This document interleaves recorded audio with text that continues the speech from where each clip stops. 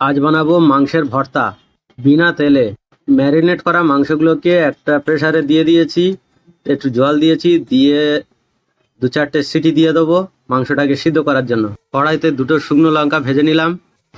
এবারেতে দিয়ে দিলাম কালো জিরে। এবারে কিছু পেঁয়াজ কুচি, এটা তেল ছাড়া, ভালো করে একটু কষে নেব। এরপর দিয়ে দিলাম আদাটাকে ভালো করে কষবো। যদি দেখেন যে তলায় একটু ধরে যাচ্ছে, একটু করে জল দেবেন। পেঁয়াজটাকে কষে লাল লাল করে নেব। এরপর দিয়ে দেবো টমেটো পিউরি, ঘষে রেখেছিলাম। ভালো করে কষিয়ে নেব। নিয়ে এবার যে মাংসগুলো সিদ্ধ করেছিলাম সেগুলো কড়াইতে দিয়ে দেবো, দিয়ে ভালো করে ভেঙে নেব।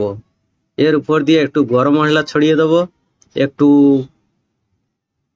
জিরে, তারপর ভেজে রাখা লঙ্কাগুলোকে এর সঙ্গে খুব সুন্দর করে ভালো করে মিশিয়ে নেব।